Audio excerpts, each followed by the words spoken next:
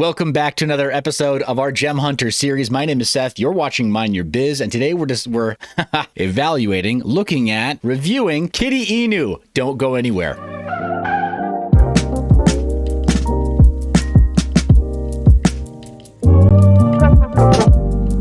And welcome back to the channel. In case you missed it before, I need you to hit that subscribe button till it explodes and click the bell icon so you're notified when new media comes out.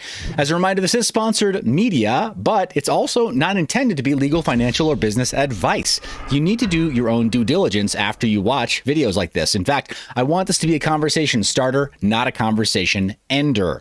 So I'm going to try to give you a lot of relevant information, but I'm always going to provide the links of what I'm reviewing on screen down in the description of this video, and even more links than what I show on screen. I want you to be empowered to make the best choices that you can. So if you feel inclined to FOMO into something, pump the brakes, do your own due diligence. At the end of the day, the person who's going to experience the profit or the loss is you. So you have to go do your research. That said, let me jump out of the way and show you their main page, kittyinu.com. You can see all the links right up here on the very top. It's a beautiful, beautiful site, actually, just above the fold right there. They've got links to Uniswap as well as PancakeSwap and Dex Tools among their other socials right along the bottom there, including their GitHub. We're going to take a slightly closer look at that. I'm very impressed with what they have listed publicly so far. I think more projects like Kitty Inu that are a token should do this, publish the full code of their smart contract. Kitty Inu has done this. I just want to confirm that I've taken a brief look at that, and it's open. Here you go in another tab right here. Here is their GitHub right there, the token supply as well as the Solidity contract. It's right there out in the open. They're not hiding anything. It's not going to be updated or changed or have additional commits because it's a token. Once it's minted, provided nothing goes wrong, the smart contract doesn't change. So just saying, they still have it publicly listed. That is a touch of class. Got to say, it's a breath of fresh air. As far as the rest, we've got the full homepage that explains a little bit about what Kitty Inu is all about. You can see it looks almost a bit like Mario Kart based on the graphics that you see right there. Let's explore that. But then the characters themselves are cats, or the main character is a kitty dressed in a dog's clothing. And see that as a hairpin, a little bone. So what's that all about? Looks like there's a little bit of a story there. It says there's a new Doge strike through cat in town. Kitty is the native token underlying a multifaceted, character-centric ecosystem that aims to bring the satire and community orientation of meme coins into the metaverse through the creation of interactive, virtual being logo character and an NFT-based free-to-play and play-to-earn game. That's kind of a mouthful. It sounds a little bit almost like corporate speak to some people. What they're saying is they're trying to make a play-to-earn game that's free for anybody to play. You don't have to already have tokens in order to begin playing. And they got a new mascot that kind of rides on the popularity of like Shiba Inu and Doge, well before Shiba Inu, Doge, and a lot of the other dog clone coins. In fact, part of their founding story is that Doge itself was meant to be kind of a joke based on how many clones of Bitcoin there were at the time, which Doge is functionally a clone of, or like Litecoin, we'll say close. But Litecoin is kind of a clone of Bitcoin. And so Dogecoin was making fun of all these other coins back in the day. And everybody was saying like, oh, we're going to be the next Bitcoin. And they literally just forked Bitcoin's code, changed the cover art, and changed the coin emission curve. So different supply, different tokenomics or whatever. And that's why Doge was invented. And Kitty Inu pays homage to them by saying, that's what we're doing too. Everybody wants to be a dog coin, a Japanese dog coin, some kind of Inu. Well, what if they were a cat in dog's clothing? So in order to play with the big dogs, it's got to wear dog's clothing and be called an Inu, but it's actually a cat. And there's nothing secret or strange about this. Like that's the big twist, is that it's a cat, not a dog. And they're very clear about that. It's a fun twist, and it might endure. It might actually have the staying power to endure past something like all the clones of Doge. So bravo team, again, interesting idea there as well. They say in the year 2021, meme coins such as Shiba Inu and Dogecoin dominated conversations and became one of the most prominent cryptocurrencies for investors, serving as the first point of contact for most of the new digital asset enthusiasts entering the space. Inspired by the global popularity of meme coins, the Kitty Inu project was created with the intention to bring this satire into the emerging play-to-earn gaming and metaverse sectors of cryptocurrency innovation. And of course, it's available both on Ethereum as an ERC20. That's why it's there on Uniswap, and on BSC as a BEP20. That's why it's there on PancakeSwap. They say the origin of the story is that they saw the Shiba Inus taking over. Their white paper is not available right now, so they're rewriting it. They're working on just presenting the tokenomics in a different way. But as you saw before, their GitHub is an open book. You can see exactly what the tokenomics structure is, and you can see exactly what the Solidity code is that governs their smart contract. So if you're the sort of person who knows how to audit that or read through that for any red flags that you might find, whatever, objectionable or unfair in some way, according to your worldview, you can do that. And I strongly urge you to, guys. That's one of the biggest questions when you're trying to evaluate, is this right for me? Is if you can access the smart contract and you have the skills to be able to audit a smart contract, you really should. You really, really should. I know, easier said than done, but it bears mentioning because not every project makes it so easy to just go audit the smart contract and publish it on their own terms. So it's pretty cool they do it. But yeah, it's serious fun. The ticker symbol is #Kitty, and it's the native currency of their NFT-based free-to-play, play-to-earn racing game called Kitty Kart. It's built on Ethereum blockchain. Players race their carts to mine NFT assets. So apparently the more you play, it's not just an idle game, but the more you play, the more you mine. Through continued gameplay, mined NFT assets confer either skill set advantages or enhancements to visual appearance. Assets can either be mined, i.e. earned, through gameplay or purchased on the secondary market via the in-game marketplace. Assets bought and sold via play to earn via the in-game marketplace are done so via the native Kitty token. Let's take a look at their promo video here.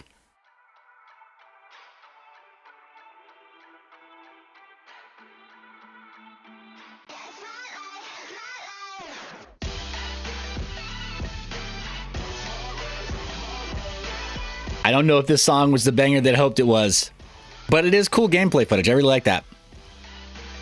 That said, my family, we actually, we play some of these Mario Kart games and racing games on a pretty regular basis. I could totally see my family playing this. Oh, a floating whale. That's cool.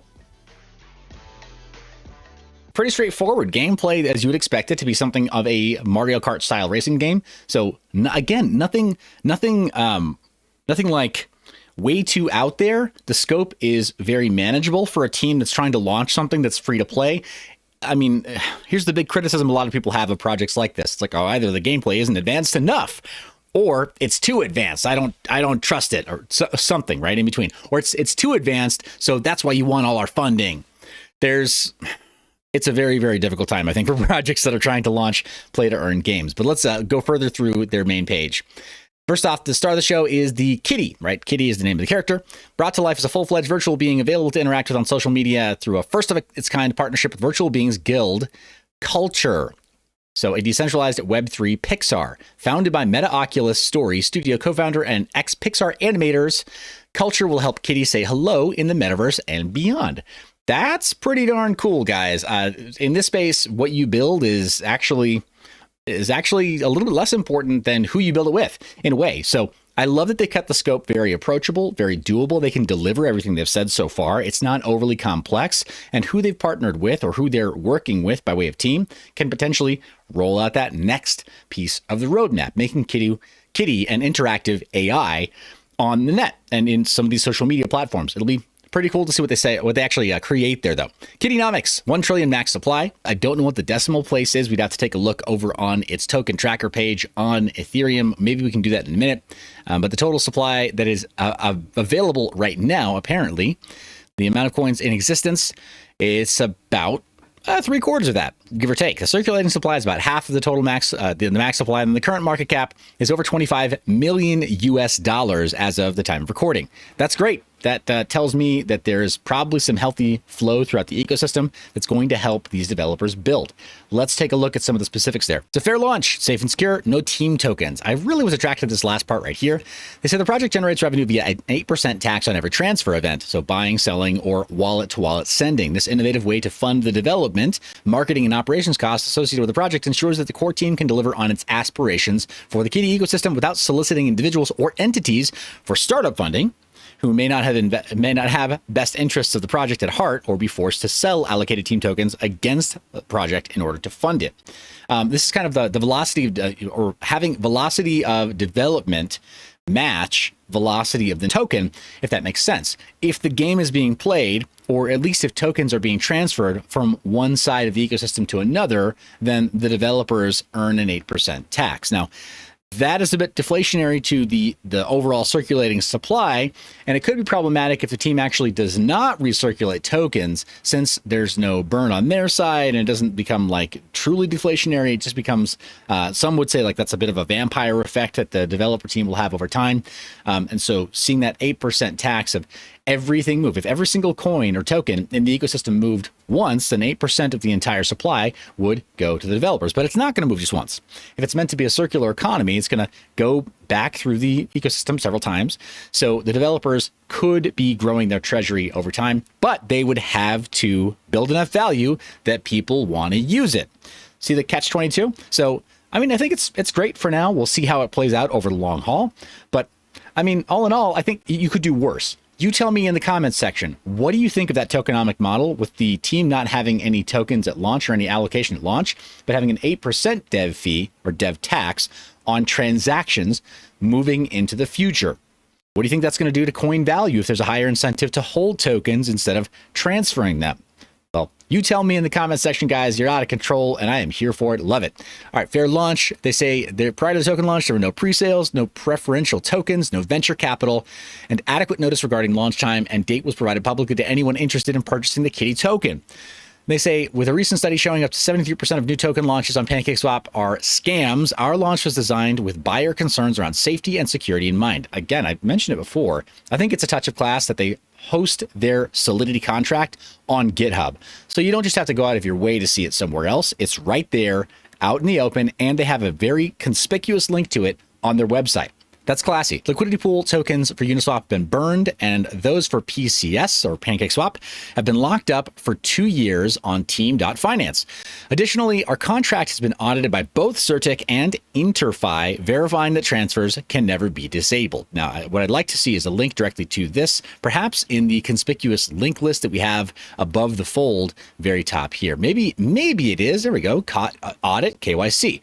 Yeah, you know what? It totally was, and I just missed it. I looked at the stuff that was just above the fold. So there's a Kitty tax. I talk about that. Token distribution right now. This one to decentralize exchange liquidity immediately so people could actually access it. Now it can be put into the ecosystem.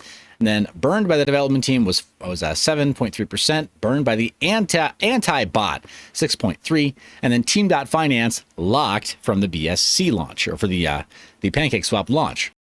CertiK audit is linked to, and it does go to the project page there, confirmed. InterFi also goes to GitHub. That's where they host their audits. And then there is the certification by InterFi. They host it right there, proudly, clearly. But how to buy Kitty Inu token? You go to MetaMask, or make sure you have a MetaMask wallet or any kind of wallet that allows you to control your own private keys. Buy ETH and store it in your wallet. Visit Kitty Inu ERC20.io or buy it on Uniswap. That for me is the preferred method. Going to Uniswap or seeing if you can aggregate liquidity over on something like 1inchDEX or Matcha.xyz.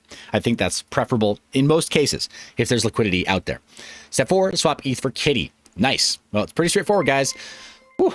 Here's the moon map. KittyPad 1, they had to launch the website, do a fair launch, list on the DEX, all that you see here down below, listings on CoinMarketCap, and I think CoinGecko as well. We can double check that in a minute. And then they want to do a major centralized exchange listing, launch KittyCart, do 300 million in market cap, and then have over 25,000 wallets holding that this token. They want major influencers to promote it and mainstream PR outreach. Hopefully they have a list of needs there by way of PR, strategic alliances, and partnerships. Hey, and here's some of the homies talking about this token. Looks like they've got localized languages for various other international communities. So if that's your jam, if you need something other than English, well, you can go to those communities directly. Here is the smart contract address just listed out in the public right there for you to take a look at. All of the links that you see down here are listed in the description of this video, and then others as well that I've run into that could be useful for you. Guys, that's Kitty Inu in a nutshell. What do you think? Are you excited? Does it look good? I'm excited to play something that's already built, that's free to play, but also play to earn. So many others require you to already own the token. And so having something that's free to play and play to earn, it makes sense to me. It does. That's the proper onboarding mechanism. If we're going to make a game that's play to earn, then people should be able to earn when they play, even if they're starting from zero. So I'm excited to take a look at that. Let me know in the comments section, do you want to see some gameplay footage? Because I'm thinking my kids might really enjoy this game, right? This is clearly a level 0 game. Racing games are typically very family friendly, so sort of thing that I'd be happy to review with my family. Let me know in the comment section if you want to see that. Appreciate you watching all the way to the end, guys. You're the reason I make this media. I love your face. Remember to stay private. Mind your biz. Thanks for watching to the end of the video. Be sure to check out mindyour.biz, where you can sign up for our email newsletter, where we're still ramping up content, but you will occasionally receive specials for flash sales and all kinds of other deals that we have going on the site. You can also check out our services page, where we offer consulting to projects that need it. You can pick up the Freedom Phone, which respects your privacy. You can pay for it in crypto and have it shipped to you anonymously, as well as getting merchandise that also is paid for with crypto. That's right, we practice what we preach, including, well, a Flux swag page. That's right. It's a dedicated page just for the team over at Flux Network, because we love them that much. Thanks for watching to the end. Thanks for being subscribed. You know I love your face. Be sure to stay private and mind your biz.